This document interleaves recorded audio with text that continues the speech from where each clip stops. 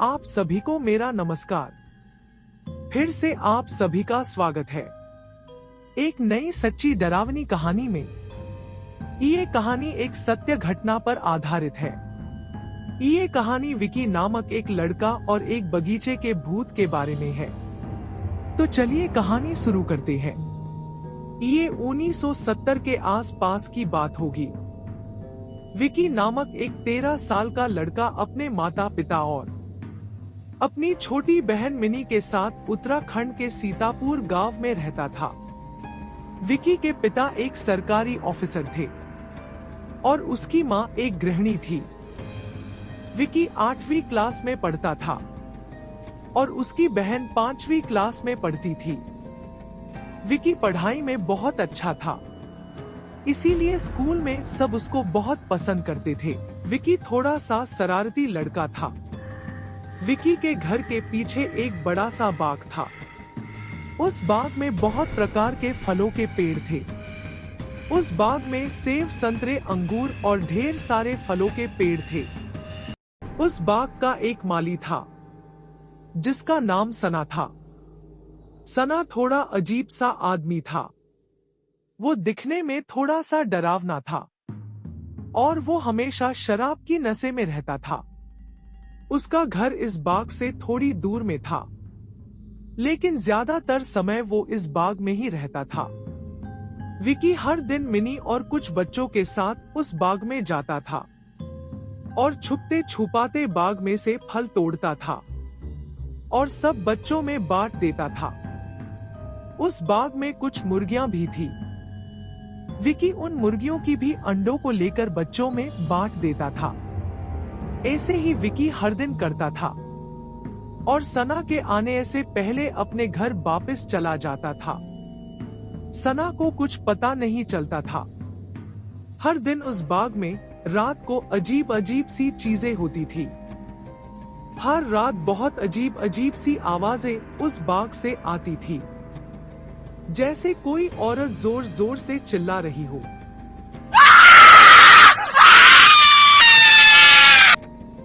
जैसे किसी औरत को कोई जोर जोर से मार रहा हो और कोई औरत जोर जोर से रो रही हो।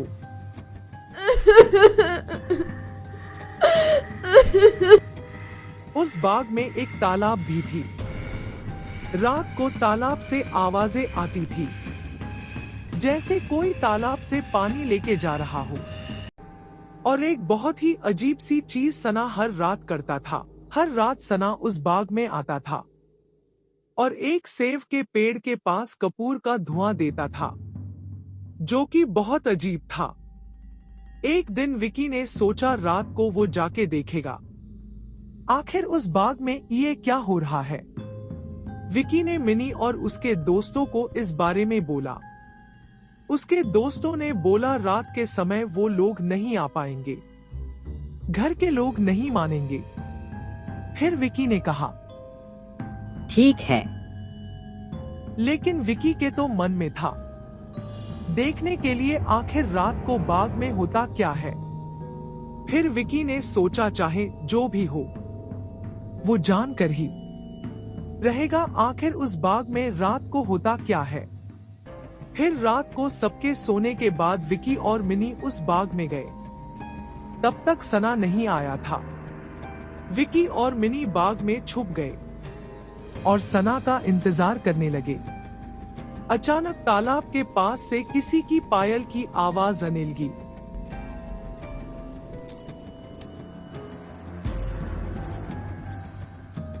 विकी और मिनी थोड़ा डर गए।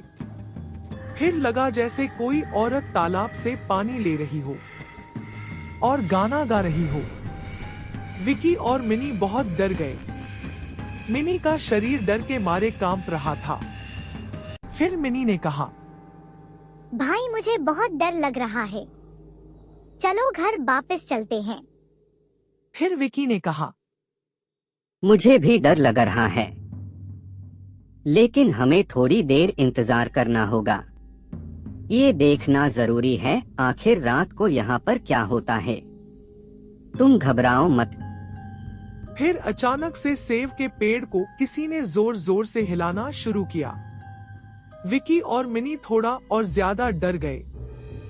फिर उन दोनों ने थोड़ी सी हिम्मत जुटाई और सना का इंतजार करने लगे। वो दोनों इंतजार कर रहे थे कि अचानक किसी औरत की जोर जोर से चिल्लाने की आवाज आने लगी।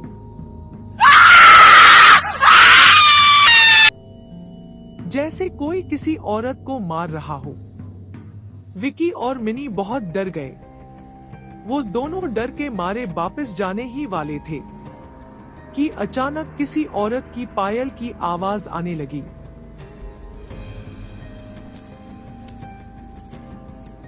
जैसे कोई औरत चल के पास वाली सेब के पेड़ के पास आ रही हो।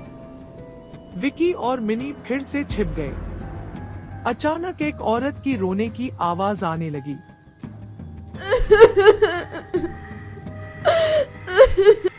विकी और मिनी डर के मारे सेब के पेड़ के ऊपर देखे तो डर के मारे उन लोगों का शरीर कांप उठा। उन लोगों ने जो देखा उन्हें विश्वास ही नहीं हो रहा था। उन लोगों ने देखा एक औरत पेड़ के ऊपर बैठी हुई है। वो औरत बहुत डरावनी सी दिख रही थी। मिनी डर के मारे रो दी।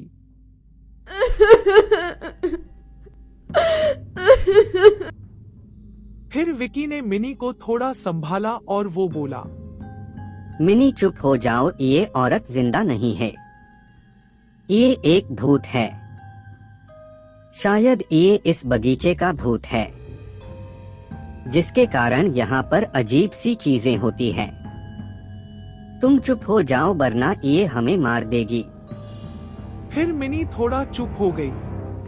तभी अचानक सना आया। सना आने के बाद उस सेब के पेड़ के पास कपूर का धुआं देने लगा और बार बार सना मुझे माफ कर दो बोल रहा था।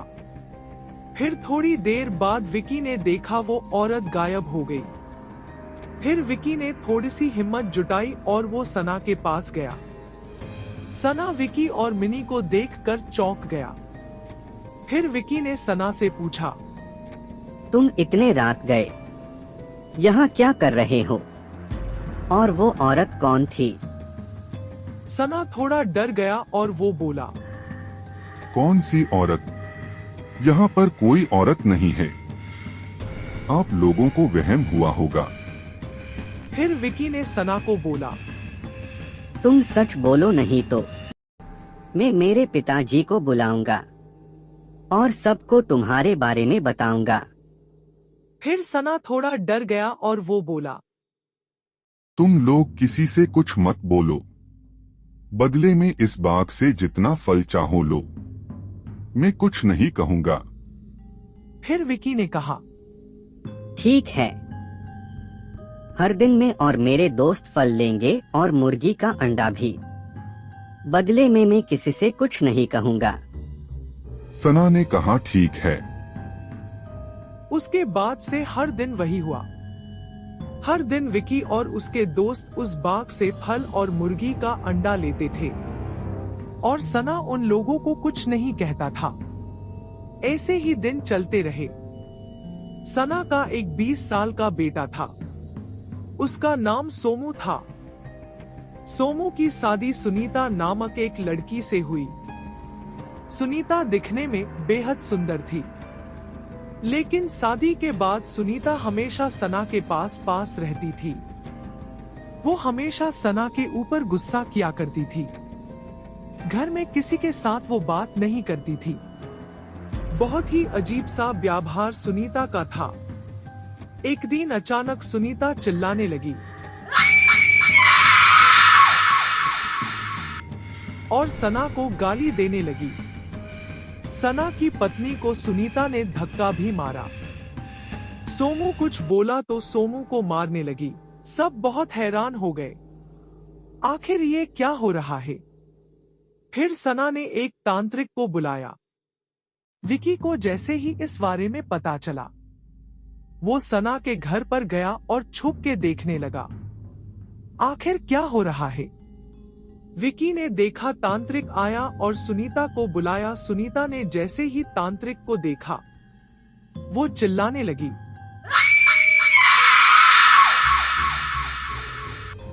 तांत्रिक ने मंत्र उच्चारण किया और सुनीता से पूछा, बोल कौन है तू और इस लड़की के शरीर में क्या कर रही है? इस लड़की का शरीर छोड़ दे। फिर सुनीता जोर जोर से चिल्लाई और रोने लगी। तांत्रिक ने फिर से पूछा तो सुनीता बोली, मैं इस सना की पहली पत्नी रूपा हूँ। फिर तांत्रिक ने सना से पूछा, रूपा कौन है? फिर सना ने कहा, रूपा मेरी पहली पत्नी थी। शादी के 3 महीने बाद वो मुझे छोड़ के अपने माता पिता के घर वापस चली गई थी। फिर सुनीता जोर से चिल्लाई और वो बोली, नहीं, ये झूठ बोल रहा है। शादी के बाद हर रात सना शराब पीकर घर आता था और मुझे बहुत मारता था। एक दिन इसने मुझे जान से मार दिया और बाग में जो सेव का पेड़ है वहीं पर मिट्टी में मेरे शरीर को दफना दिया और सबसे बोल दिया मैं घर वापस चली गई हूँ। विकी ने सारी बात सुन ली। फिर विकी भागता हुआ अपने घर वापस आया और उसके पिता को सब कुछ कहा। विकी के पिता, जो कि एक सरकारी ऑफिसर थे, उन्होंने पुलिस को बुलाया और कुछ गांव के लोगों के साथ सना के घर पर गए। पुलिस को देखकर सना डर गया। पहले पुलिस के पूछने पर सना मान नहीं रहा था। फिर पुलिस के बार बार पूछने पर सना ने सब कुछ कहा। सना ने कहा, मैंने रूपा को जानबूझकर नहीं मारा है। उस दिन मैंने थोड़ी ज्यादा शराब पी ली थी, इसीलिए रूपा को मारते मारते मैंने उसे जोर से धक्का दे दिया और उसके सर पर चोट लग गई और वो मर गई। मैं बहुत डर गया था, इसीलिए मैंने अपने बगीचे में सेब के पेड़ के पास रूपा को दफना दिया और सबको वो अपने मायके चली गई है बोल दिया, ताकि किसी को मुझ पर शक ना हो। इतना कहने के बाद सना रो दिया। फिर पुलिस की टीम जाकर उस सेब के पेड़ के पास की जमीन की खुदाई किए तो उसमें से एक औरत का कंकाल मिला। पुलिस ने सना को गिरफ्तार कर लिया। फिर बाद में जांच से पता चला वो कंकाल 21 साल पुरानी थी और एक औरत की थी। वो कंकाल रूपा की थी। उसके बाद रूपा के कंकाल का अच्छी तरह से दाह संस्कार किया गया और सना को 7 साल की सजा हुई और रूपा की आत्मा को शांति मिल गई। फिर कभी भी उस बाग में रूपा की आत्मा नहीं दिखी और सब कुछ ठीक हो गया। ये थी विकी और बगीचे के भूत की कहानी, जो कि एक सच्ची कहानी है। कहानी अच्छी लगी तो लाइक, सब्सक्राइब और कमेंट कीजिए और नेक्स्ट हॉरर स्टोरी जरूर देखिए। Thanks for watching.